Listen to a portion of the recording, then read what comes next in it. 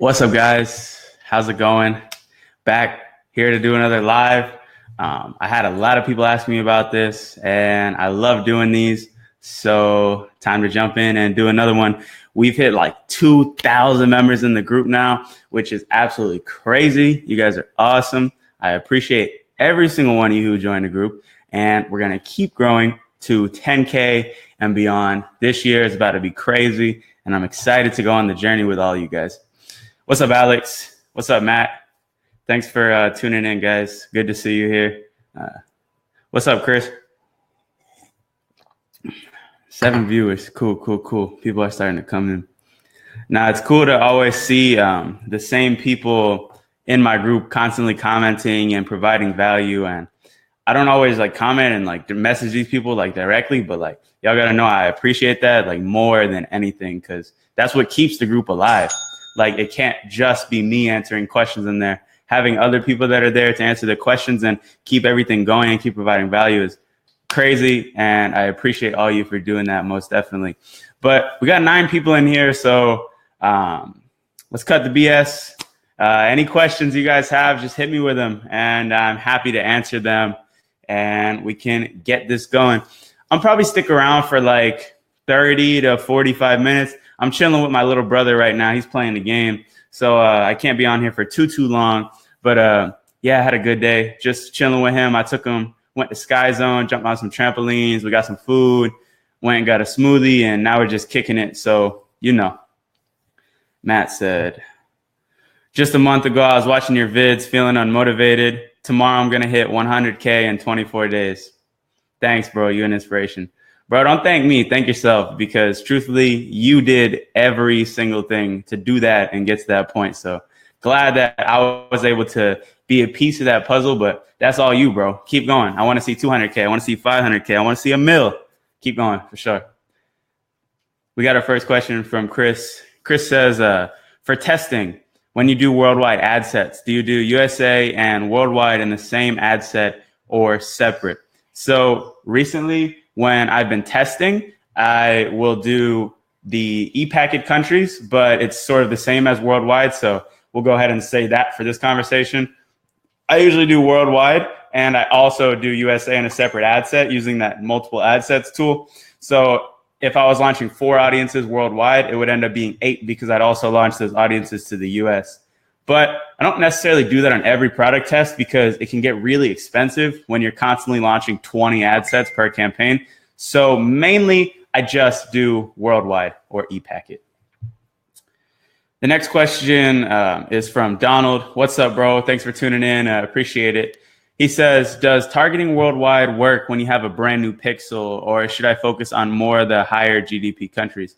So yes, targeting worldwide is going to work if you have a brand new pixel. I actually recommend it instead of focusing on those higher GDP countries, because it's going to be less competitive directly, and you're going to notice that you're going to have cheaper costs across the board in the CPM, in the CPC, and hopefully in the cost per purchase. So I highly recommend that you target worldwide with a new pixel, and it does work, to answer your question.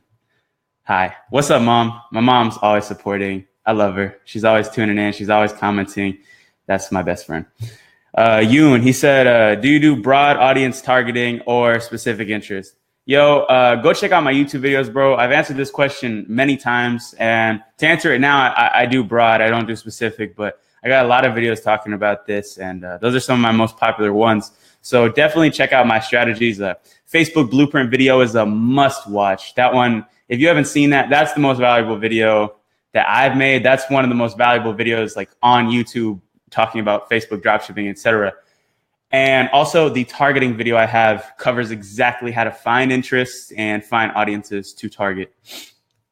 Steve, what's up, bro? Thanks for checking in or tuning in.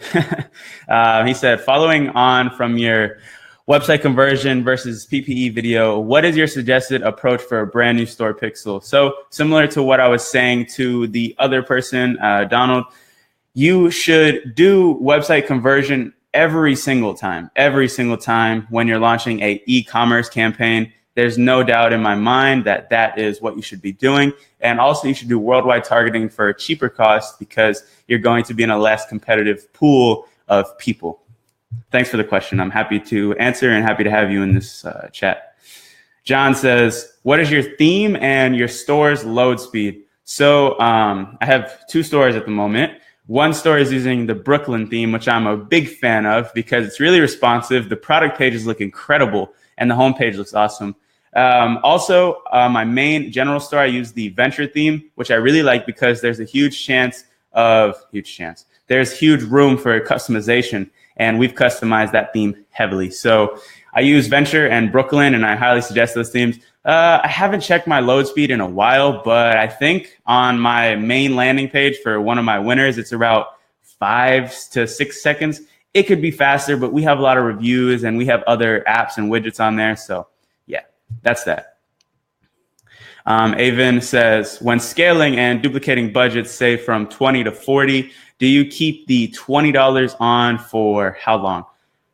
If it's profitable, I never shut it off. I always keep it on because why not? I mean, if it's not losing you money, you don't have to worry about it. And if you take my advice and work with big audience sizes, you have no worries about there being any overlap between the audiences. So if it's working at $20 and you scale it to 40 and the $40 still works, keep them both and let them run alongside each other. And it's not going to be a problem. What's up, bro? My roommate just walked in. I'm live on Facebook. But Matthew says, what multiple ad sets tool do you use? I just use the ads manager. It's right on there. You can, when you're creating a new campaign, you can hit use new ad set, or you can hit launch multiple ad sets. And that's what I use. It's not any external tools. My boy Hamza, he says, when you test your product, if you have one sale, when do you kill it next? I don't understand your question. You're going to have to reword that. Take a quick breather, though. We got 40 people in here. Thank you, guys. I appreciate everybody who's coming in here. This is awesome. I love the support. Let's keep going. We got a bunch of questions. They're pouring in, and I love it. My boy Yoon, he said, thanks. No problem, bro. Thank you. Appreciate you. Matt says, do you split test ads? So do you test different ads within an ad set? At the testing phase, no, I don't do this. But as you scale to the higher budgets, you should consider doing this unless your initial ad is working extremely well. Then you have no reason to do this. One thing that you can do is take that initial ad that you started with and duplicate it 3 times within your high budget ad set. And what that's going to do is that's going to deliver those ads to 3 different pockets of audiences as it spends the money. And it's likely that it's going to find one pocket of audience that's more valuable than all the others. So when you're launching $500 plus budgets, I highly suggest you launch at least 3 ads inside that ad set so you can get proper spend and see which one is the best. Best tutorials from start to zero. I got huge investment, but need to learn first. Go to my YouTube channel and start watching the videos. Any tips on making good product description? Yeah, so you really just want to, first and foremost, have 0 grammar mistakes. If English is not your native language and you don't speak very good English, get better at it or hire somebody to write your product descriptions, because your customers at first are not trusting your company. They have no reason to. They just saw it on Facebook. It just scrolled through their feed. They have no reason to trust you. So it's important that you can instill the trust into your customer as soon as possible. And one of the best ways to do this is by having top quality product descriptions with good grammar and well thought out copy. So don't just say, this glass is good for drinking. You got to say, this is a premium glass made from the gods, or you don't have to say exactly that, but something that's enticing and gets the people going and you sell them on the product. Also, I like to use trust badges and images in the product description, but that's that. 43 people. Thank you guys. You guys all rock. Glad to have you all in here. I don't know how to pronounce your name. Fua, that's what I'm gonna say. Do you use custom conversion purchase for a different niche? No, I don't use any custom conversions. I don't really find them necessary. Some people will argue with me about that topic, but I don't really find it that necessary.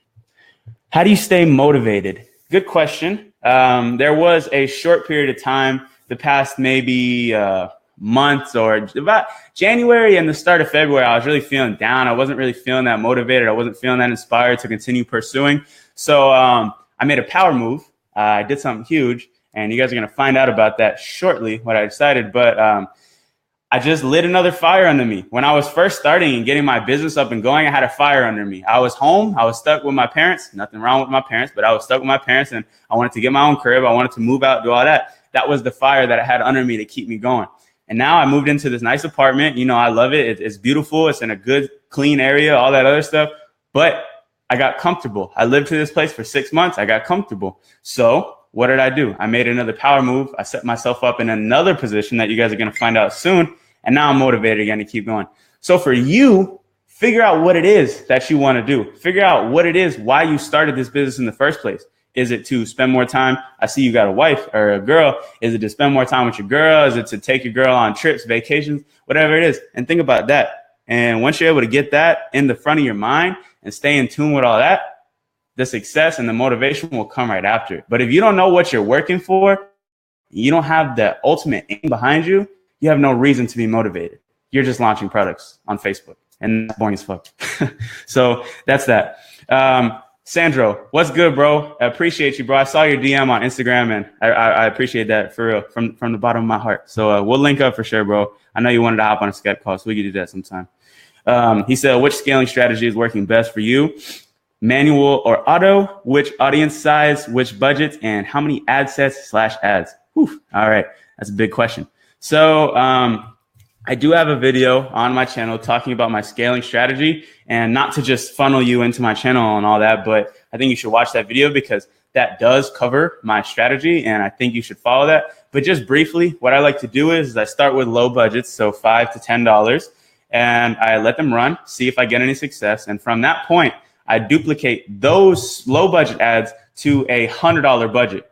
And if they perform well at the $100 budget level, then I simply increase the budget on those ad sets to a higher amount, to maybe $500, $1,000, and just let it rock. Now, there's other methods that I do as well. Sometimes I duplicate it from 100 to 300. Sometimes I duplicate it to 100 to 1,000. So to be honest, I have a few methods that work, and there's not just one point blank strategy that I follow. As for which audience size, I don't know how to answer that. And which budgets, I kind of already got to that. But I hope that helped answer your question. I appreciate you asking the question, and thank you for tuning into the stream. Let me get some water real quick. Chris, what's good, bro? Scenario. You have 10 $10 ad sets targeting worldwide. It's a big place. Going by your kill the ad set mantra after break-even CPP, theoretically, will it take longer to get purchased on the 10 mil audience versus the 1 mil? No. There is really no reason why that would be the case. The 1 mil might do better. The 10 mil might do better. That's not necessarily what you should be looking at. You should be looking at the CPM of the audience, perhaps, to see which one is spending more and getting more people for the money that you're spending. But the audience size isn't relative to how long it's going to take to get a purchase. What's good, Jad? Thanks for tuning in, bro. Just a quick question, PP or WC? Bro, you know, I'm actually having great success with physical store visit campaigns for my e-commerce business. Yeah, it's working like a charm. Sarcasm. What app do you recommend for upsells? So there are 2 apps that we have that are crushing it right now for upsells. There is the Upsell Hero app, which basically takes the upsells and it puts them in the cart. And this app works kind of well for us because it allows the person to go ahead, see our landing page, go through the funnel, and then go into the cart. And once they're in the cart, already confirming that they're about to go through the rest of the funnel and purchase, there's other items that are complementary to their product, and they go ahead and purchase that. Once again, that one is called Upsell Hero. And also, we like to use post-purchase upsells as well. And the app that we have on our store, it's incredibly easy to set up. It's a little expensive, but it's called One Click Upsell. And that has provided a 15% revenue boost on my main store. And I'll continue using it and continue optimizing that to the highest level because it does a great job. Thanks for your question, by the way. Hung says, can you please tell a little bit about scaling? I'm facing some issues with scaling.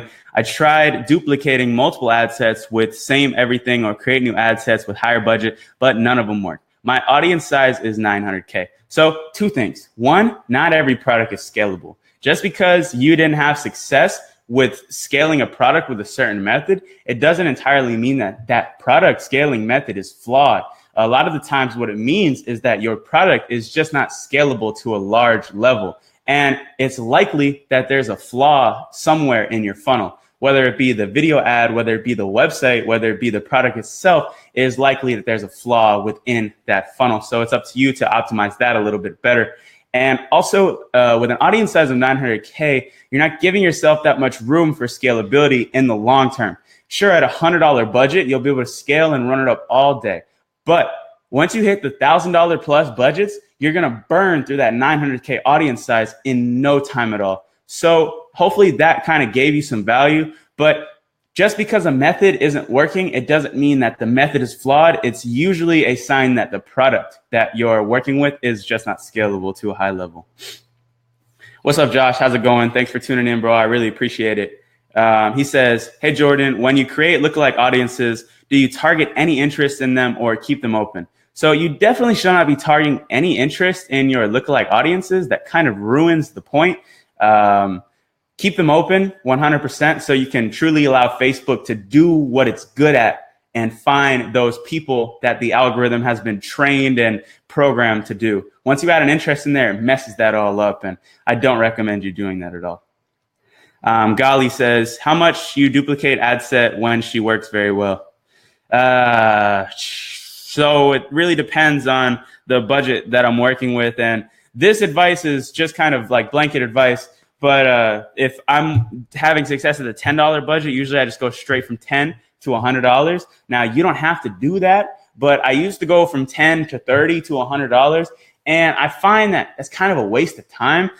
Sure, you're going to get a little bit more of an idea of if the ad set is going to perform well at a higher budget, if you see it do well at the $30 level. But I've had time and time again where something performs at the $30 level, but won't perform at the $100 level. So I just wasted my time going from there to there. I'm trying to find stuff that's explosive and I can scale it to 6 figures plus.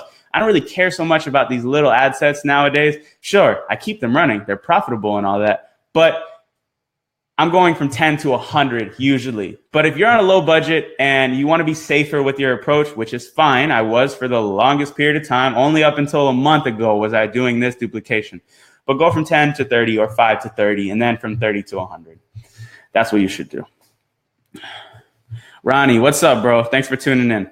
I used to have a great ad with great CPC under 70 before Chinese New Year. Now I tried to use it and made some more different creatives, and I can't get under $1 CPC almost any time. My product has proved to be a winner, but I can't get good traffic to my store. Well, in the nicest way possible, I don't necessarily think that the product is a winner by like the traditional standards, because a winner, you usually want to second guess if it's successful or not, because it will just be good. You will see a low CPC, you will see a relatively good CPM, and ultimately your cost per purchase is going to be great enough to where you're profitable. So if you're having second doubts or questions about if it's a winner, it's probably not, and your best interest would be to move on to a new product. Let's see. Yeah, I don't think you should do different creatives either. If you had a creative that was working really well before, stick with that. But don't fall in love with the product. Don't put too much money into a product because you think it's a winner. Let the market and the data tell you what you need to know. And if you're getting the answers, don't fight them. Just accept it and move on. Hopefully that was helpful to you. Same question, he said. Let's see. Oh, he answered the same question 3 times. Yo, what's good, bro? It's my dog, the NBA prodigy. He's going to the league. Don't sleep on him. Trust me. This man's a god. Anas, he said, if you had a budget of $100 a day to test with, how would you allocate it to get the fastest results? How many products would you test and with how much per ad set? So if it were me, and this is kind of the budget that I spend for testing at least, $10 budget, 10 ad sets, or you could do $5 budget with 20 ad sets. You know, that could be a little bit more effective. And that's $100 a day. So that's a good amount for testing. You must be rolling in it, bro. $10 a day or $10, 10 audiences, will be good for you. And if you want to launch more audiences, $5, 20 audiences for sure. Test with 5 is not enough to have an opinion about the product. So why launch a product with $5 a day? That's not entirely true. I've had great success with testing with $5 budgets because you're not using those $5 ad sets to scale you to the higher levels. You're using those $5 ad sets to validate an audience and a product match. And once you validate it at the lower budget, that's when you take it and you scale it up to the higher level. But definitely $5 is enough to get an opinion about the product and get a basic understanding of if it's a winner, but if it shows the signs that it has potential to be a winner. You won't know if it's a winning product until you hit about that $100 daily budget on one of your ad sets, and it succeeds at that point. Are you still using the currency converter or no more like the trend out there? Yeah, you have to use a currency converter on your website, especially if you're targeting worldwide. You're going to miss out on a good amount of customers because a lot of people don't know off the top of their head the conversion to USD or whatever currency you have in your store. I know I couldn't tell you what USD to AUD is or USD to pounds is off the top of my head. And you don't want your customer leaving your site to Google and look that up. That's not what you want. Currency converter on the store. You want to keep them on your store through your funnel, never leave, and definitely get that set up. Don't take it off. 1K. Oh my God, that's a long question. Okay. Sam, just because I like you, I got you. Hey man, wanted to ask a question on scaling lookalike audiences. Basically, I created a lookalike audience for add to cart, and then I shut off the unprofitable ads from a couple of days and left the profitable ones running. Good job. I now have 2 lookalike audiences for add to cart, 1 and 1 to 2, that are running at $20 a day budget. They are generating some sales and are both profitable. In order to scale these, shall I duplicate them and simply increase the budget to say $50 a day, for example, or should I duplicate and increase the budget 20% every 48 and pause the original ads, for example? I'm slightly confused on how to scale these. Once I find a winning lookalike audience, any advice would be super helpful. No, I'm playing. All right. So what you should do is duplicate the $20 budget ones to a $100 budget, and if they work, they work. If not, they don't, and you should move on from there. And maybe create lookalikes for view content, video views, purchase, the other objectives, but don't fall in love with it. So we'll keep going. Product research tips. No, I can't tell you. It's top secret. No, I'm just playing. I find a lot of my winners on Facebook, and more recently, I've been finding some on eBay. Amazon works really well too. You just gotta know what you're doing, and you get an idea of it. If you know that a product is a winner for someone else and you test it with 5 to 6 ad sets and that brings no sales after 3 days, do you keep pushing on with new ad sets? Not usually, no, because just because it's working for someone else doesn't mean that it is a winner. And that's confusing. Like the terminology in this business is like really confusing, to be honest, when you talk about like, oh, is it a winner or this, that, and whatever. But I like to say it's working for someone else or someone else is having success with it. I don't like to call it a winner till it works for me. So if it's not working with those 5 to 6, maybe you could test like 2 to 3 more audiences. But like if you're getting no sales whatsoever, it's not like gonna just do a complete 360 and start, succeeding. Ben Malal and Sebastian Gomez are panicking about the future of dropshipping. What do you think about the future of this business model? Well, I don't think Sebastian is panicking about the future of the business model. I keep up with his content very regularly. And Ben Malal, I don't really keep up with him, but he knows his stuff.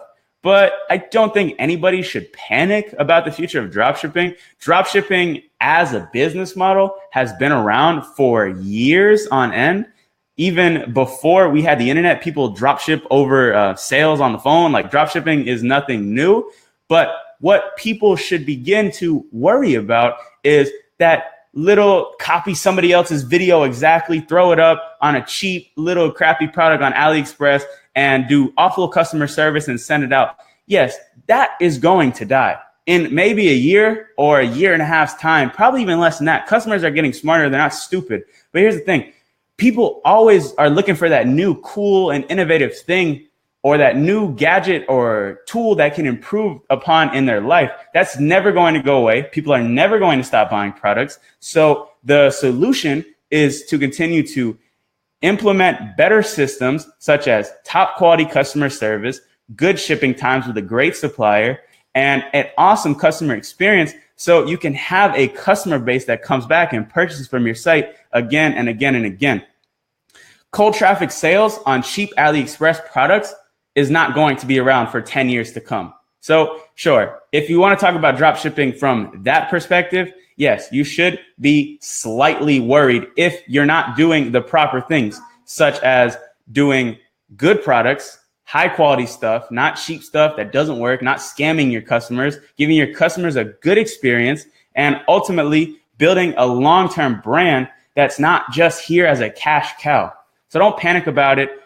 If you want my honest truth about how I view the general store business model, what I'm doing is using this general store as a way to build capital to go on the offense for future ventures of mine, such as a niche store or such as a other e-commerce business, maybe in the fashion industry, whatever it may be. But I see the general store business model as a great way to gain capital and ultimately something that's going to be around for a while as long as you keep implementing and optimizing your systems. That was a long answer, but I think it was necessary for that question. 50 people. That's the most we ever had in here. You guys rock. Thank you. I appreciate all of you, for real. That's good. Drink more water. That's the best tip I could give you. All this dropshipping stuff aside, drink more water. It's good for you. It's good for your skin and your health. Anyways, how many products should we have on our store to look credible? When you're first starting, like 15, 20, I don't know. It matters a little bit, but a lot of the people are just going to the landing page of the product that you show them in the ad and then they buy. Some people shop around a little bit, but like that's not the majority of people. So don't worry too much about it. If you had a budget of $100 a day, I already answered that question. So you might have to go back and rewatch the live after this. If the product is good to sell but not scalable, it means competition too high. That's one of the reasons. Another reason is that it could just be a product that like people don't want at the highest level. You know what I mean? Like maybe you got a bracelet, right? You're selling a bracelet and, this mom in Kentucky buys it and a couple people in Texas buy it and you're getting like a couple sales here and there. But it's not likely that you're going to be able to scale that bracelet to 6 figures a month. It's not something innovative that everybody's going to see that and be like, I need it. Just a couple people are purchasing it. So some products they sell and maybe they sell a good amount, a couple thousand a month, but not every product is scalable past that 6 figures level. And that's common knowledge, but just kind of had to be said. Dude, this is super useful. Fuck. Thanks. No problem, bro. Thank you. Thanks for tuning in. Appreciate you. First, you are the real deal. Thank you. You are too. I really like your content. Thank you. Here's my question. If you try to find the right product, how do you check who else is offering it? And when is the point that you say you won't offer this product, even if you think it could be a great one? And do you always use just one interest per ad set? So as for the first question, I'm not really like too investigative. If I see a product that I know has potential and fits my criteria as to what I like to launch on my store, 9 times out of 10, I'm just going to go for it. Unless it's something that I have been seeing on my timeline, like for the past couple months, it's got like 5 million views or like they scaled it already to the max. Then a lot of times I'm not going to go ahead and go with that product because it's not worth my time, because they've already exhausted a lot of the audience. So I guess the quick answer is if you see a couple people that have already scaled the product really high, it's probably not in your best interest. And also if it was scaled like last year, you probably missed the mark on it. And you always use just one interest the majority of the time. Yes, just one interest.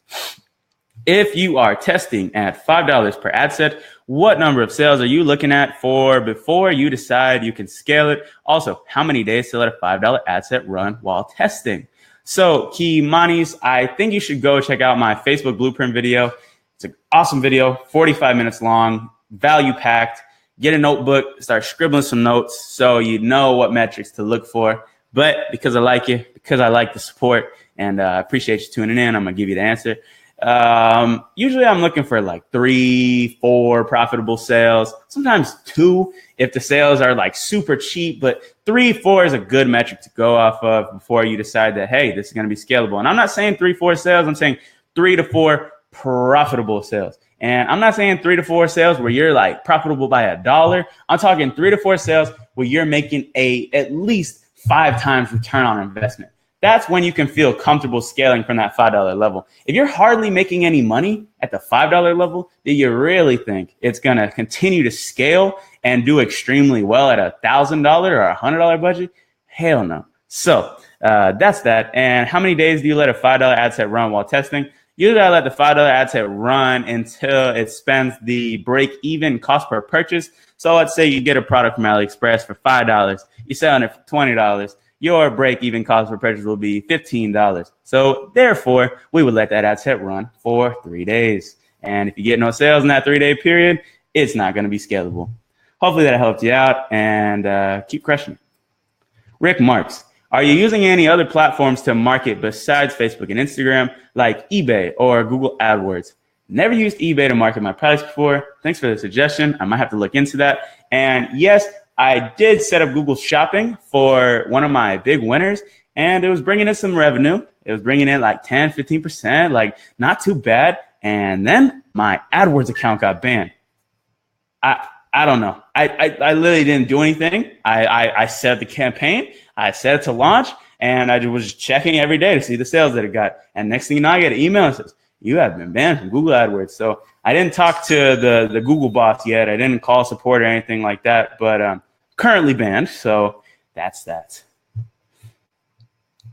All right.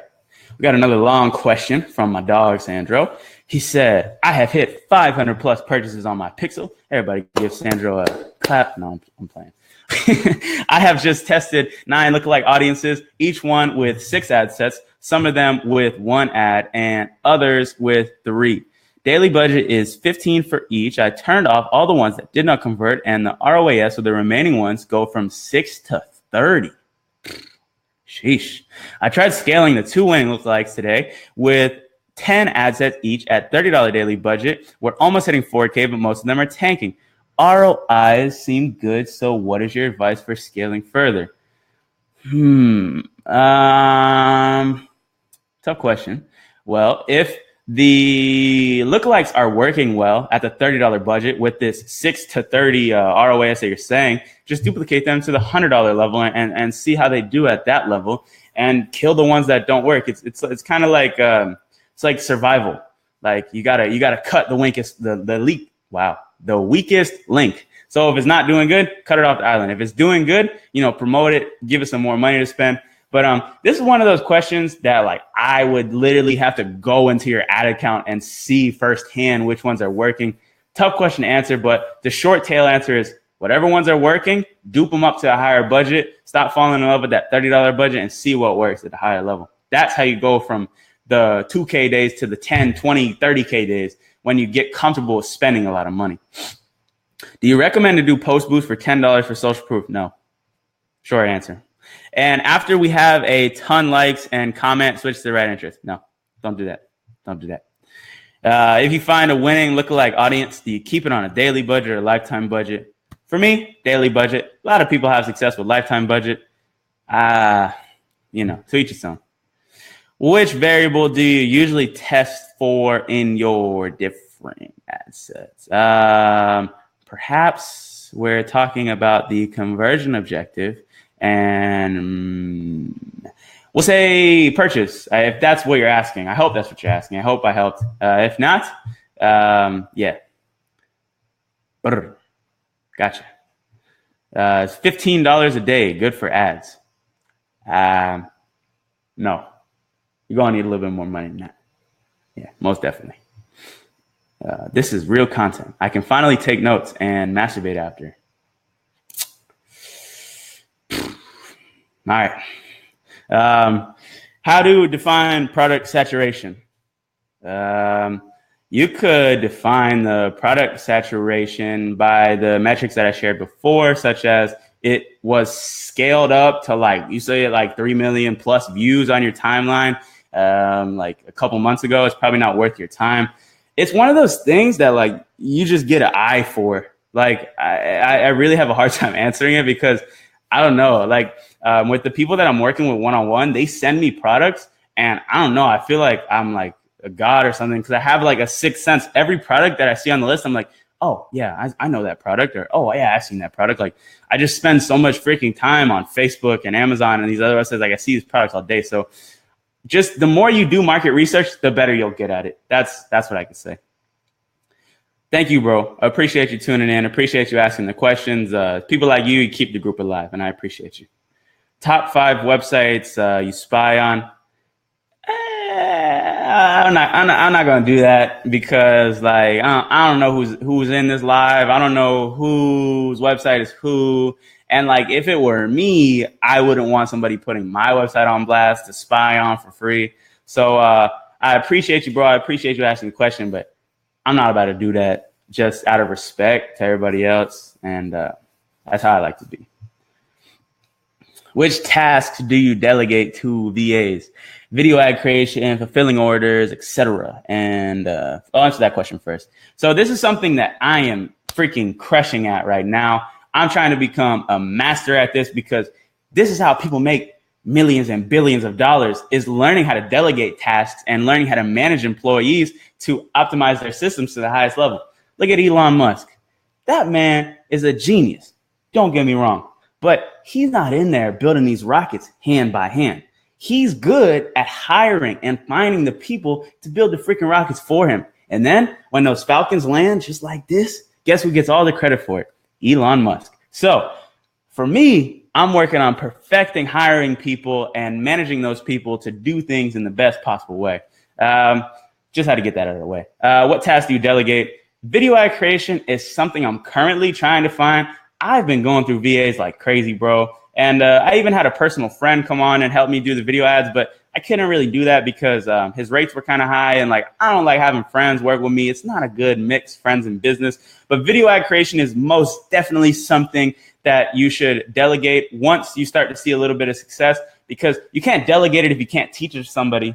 And I don't necessarily like delegating that task because, not to toot my own horn, but I'm freaking good at editing videos. So it's hard to find somebody that's on the same level as me. And yes, fulfilling orders, we have somebody on that. But now we have a supplier on our team, and the supplier automatically fulfills the orders with an app that's integrated into the store.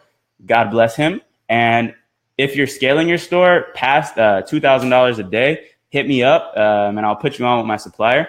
And the other things that we delegate, customer service to the maximum. We have 3 customer service reps for 24-hour Facebook support and emails. And yeah, so videos, customer support, fulfilling orders. And also I got a product researcher on the team now, which is cool. And the product researcher is actually going to be helping you guys out too in the future. So stay tuned for that. Can't tell you anything about that now, but soon I will. Are you retargeting? What do you think is the best strategy? 100%. You absolutely need to be retargeting your customers. If you are not, you are leaving money on the table. The best strategies for retargeting have been covered on my YouTube channel, and you should most definitely watch them. To sum it up shortly, I use dynamic product ads with advertisements that have scarcity, that get the customer really second guessing the fact that they didn't buy the product the first time. And it works like a charm. We're averaging 6+ return on ad spend per retargeting campaign, and I have a few. I don't suggest retargeting until you found a winner. You don't need to be retargeting for every single product you test on. You're going to lose more money, and you're going to lose more time. And time is the most valuable asset. When you first started out, what was your day-to-day like to get the most out of your time and be most productive? When I first started out, there was no get the most out of my time. My time was dropshipping and e-commerce. I was gonna say you could ask my mom. Y'all don't know my freaking mom. But I would wake up at 7 in the morning, or whenever I would wake up, and I would work the whole day, the whole entire day. I would eat every now and then. I would go to the gym or do calisthenics at the end of the day. I would come back home and I would work till midnight, like 1 a.m. This was all I cared about.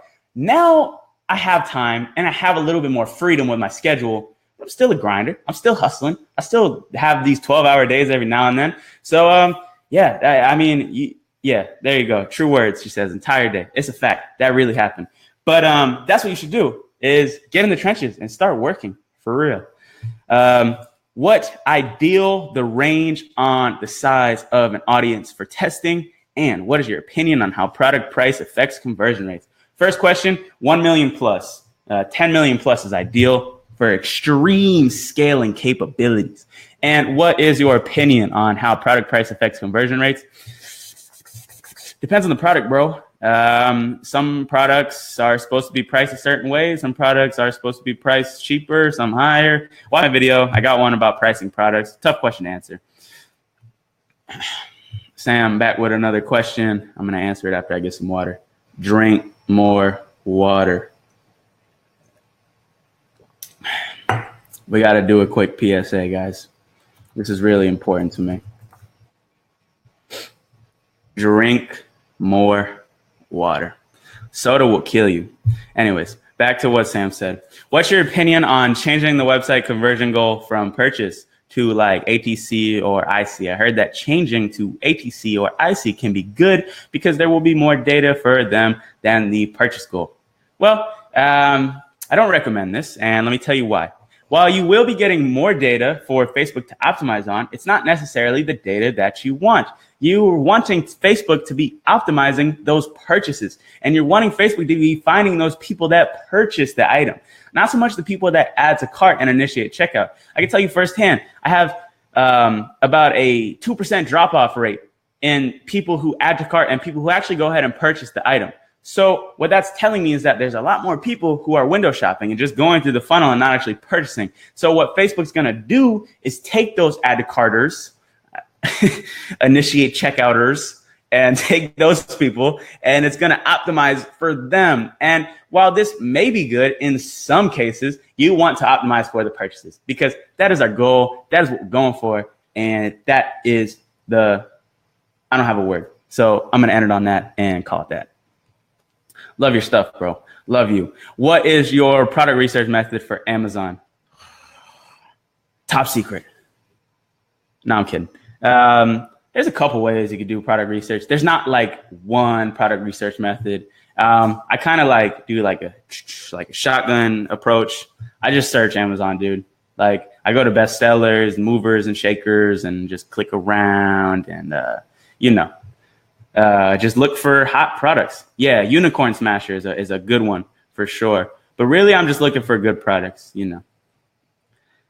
Highs. How do you come up with pricing? I'm assuming that's what you meant. And do you compete with Amazon prices? I have a video on pricing. Go watch that. And do you compete with Amazon prices? No, we cannot compete with Amazon prices. Amazon prices are always going to be cheaper than us. And that is the sad truth of the game. That is when it comes up to you to rely on those impulse purchases. 9 times out of 10, your product should be more expensive than Amazon because the margins on Amazon are greater. So most definitely, we do not compete with Amazon prices. Question on manual bidding. Manual bidding. Dan De Silva says to go to manual bidding if you're spending over $75 daily on an ad set. What's your strategy on manual bidding? Do you have to go slightly above the suggested range? I only do manual bidding on like really high budget stuff. I only do manual bidding on $1,000 plus budget ad sets. So that's my strategy. And I do a max bid, extremely high, like 40, usually average. And I just let it rock and see how it does. And if it spends too fast, we just drop the bid a little bit. And if it spends too slow, we just increase the bid a little bit. And if it doesn't perform, we shut it off. All right, guys, it is 7:45. I'm going to kick it with you guys for 10. That's backwards. 10 more minutes. If you got a burning question, if you got something you want to know about me, something you want to know about drop shipping, tell me. Now or forever hold your peace. My mama said true words entire day. Yeah, she knows. She probably thought I was crazy. That's all I did was stare at a freaking computer all day, and kind of do the same thing now. I get almost no traffic with Facebook ads. I guess I'm doing something wrong with segmenting my audiences. I've been testing specific and broad audiences as you suggest, but got nothing. How could I find out if I'm targeting correctly? PSDTA. What does that stand for? I already watched your videos, but even though I still don't get it. So I would say go back and watch my targeting videos again. I promise you that strategy is incredibly simple and it's easy to follow. If you're not finding success with that strategy, it is not my method that's not working. And I'm not saying that to hype myself up and say that I have the best thing ever. I'm saying that because my method works. I'm not the only one who uses it. I'm not the innovator who came up with it. It works. So if you're not finding success, it is your products. It could be your website. It could be your videos. It could be your product descriptions. It could be a lot of things. So focus on the things that you can control. You can't control Facebook algorithm. You can't control Mark Zuckerberg's crazy mind. You have to focus on the things that you can control and optimize those to the highest level. And that is when you'll start to see success. So one, keep grinding, bro. Don't give up and you'll figure it out. I promise. Or maybe you won't, just being real. My boy, Jordan, you said $5 a day with 4 sales. You have a CPM of $5 and a CTR of 3%. That's good stats. You have 30 people on your website. How can you have 30? Huh? I don't understand how you get 4 sales with $5. Well, bro, I'm not saying you get 4 sales within the first $5 that you spend. I'm just saying 4 sales on the $5 budget ad set. So that's what I'm saying. You misinterpreted me. And I got videos on this stuff, and I think you should definitely go ahead and watch those videos. Not in a mean way, not disrespecting you. I know you're a smart guy. You're probably a genius. You probably know more about me, or more than me. But watch my videos. What's up, brother? What's good, Brian? This is my dog, Brian. It's the homie. I went through several VAs without landing on a decent one. Where do you prefer looking for your VAs? Upwork, online job, _PH, question mark. What's the usual monthly rate that you're seeing good results from for general task, orders, customer support, Facebook, email? Okay, so to the first question, Upwork. Upwork is great. The review system is top, and I love Upwork. I've never even been to Online Job PH. And what's the usually monthly rate? I like what Jay-Z said. He said, no need to worry. My accountant handles that.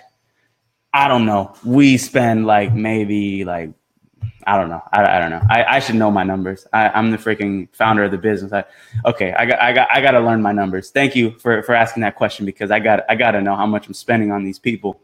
I got to know it. Do you use negative keywords when testing? No. You said audience size 1 mil plus. Do you separately like one ad set for fishing magazine, another for fishing company, etc. when targeting? Yeah. Separate them. Don't put them in one broad audience. How do you deal with PayPal reserve restrictions? You hang up the cleats. You call it a day. You quit. It's over. If you get reserved on PayPal, it's over. You lost your business. No, I'm playing. What you should do is become that really annoying person that PayPal will begin to love, because what you should do is call them all the time. You should call them 5 to 10 times a day. That's what I did. I literally called these people 5 to 10 times a day until I finally found this amazing guy, and he had a great name, just like you. His name was John, and he was happy to help me, and he was happy to remove the reserve. I don't even know if he was allowed to do that, but he did it, and that's my dog. And that method that I shared with one of my other friends, it worked extremely well. Do you have a course?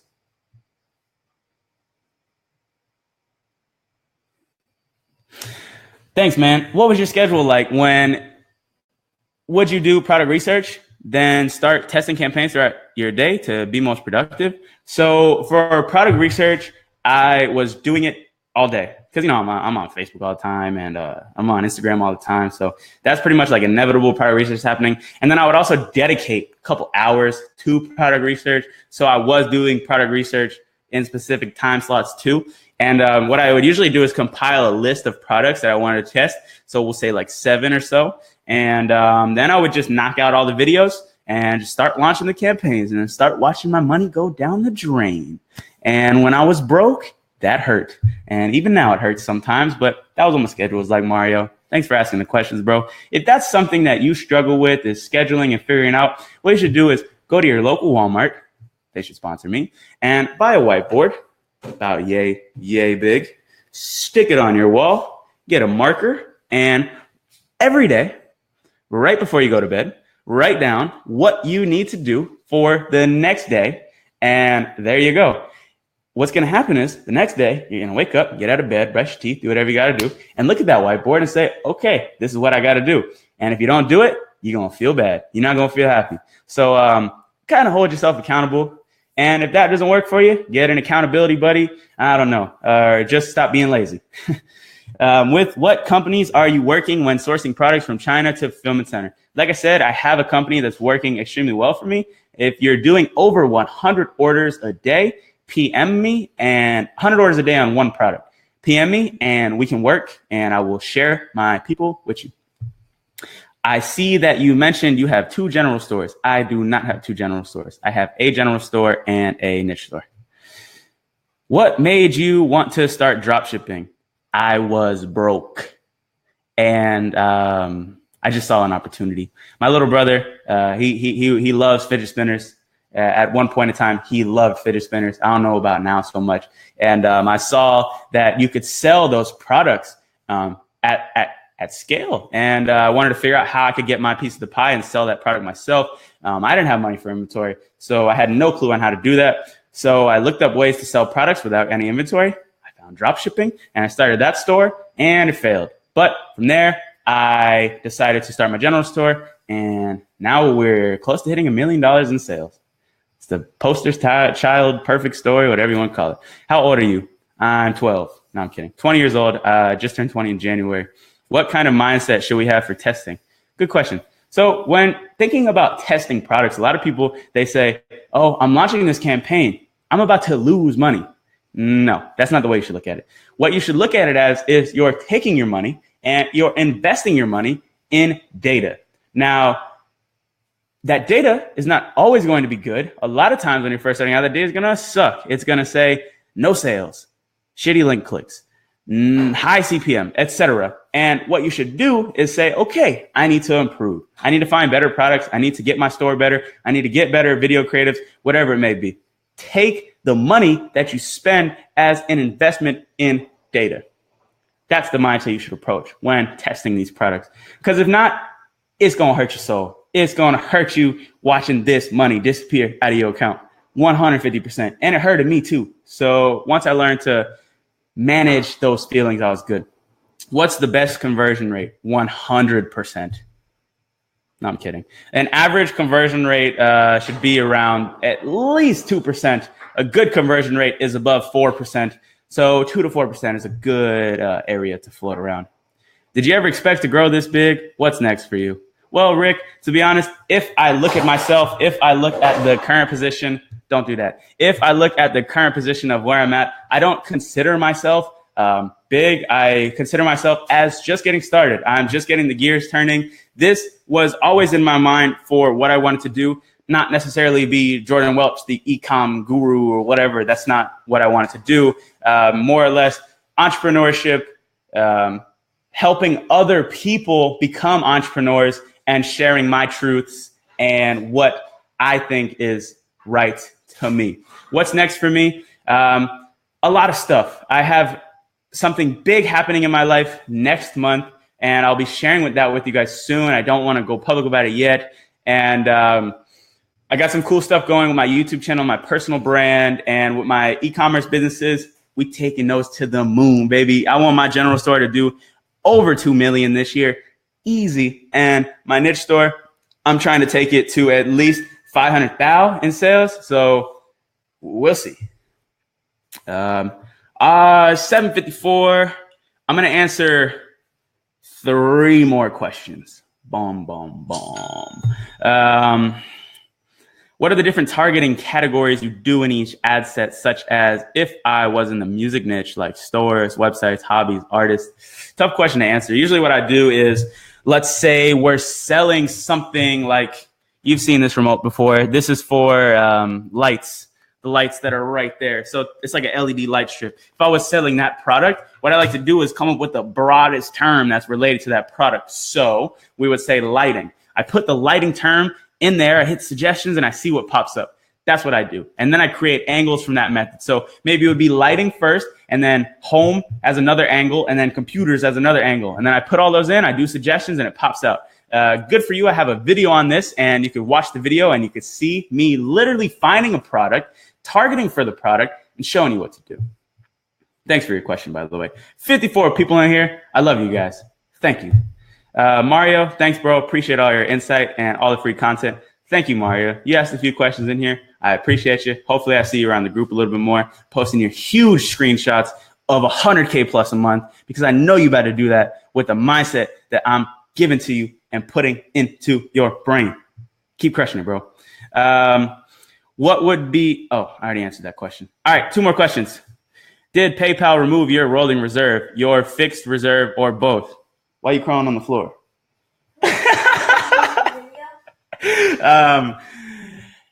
They removed it all. I have literally 0 reserve in my PayPal account.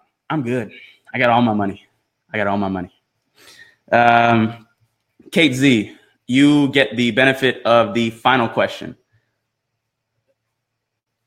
What do you think of laser targeting? I don't think it's good, because you're putting yourself in a more competitive pool of people. Maybe not every single time, but the majority of the time. So what that's going to do is that's going to introduce higher costs to you, making it harder to find a winning audience. I'm not a fan of laser targeting. I've tried it many times because I was an advocate of Nick Peroni, and I still am. I appreciate the dude, and I hope to meet him this year.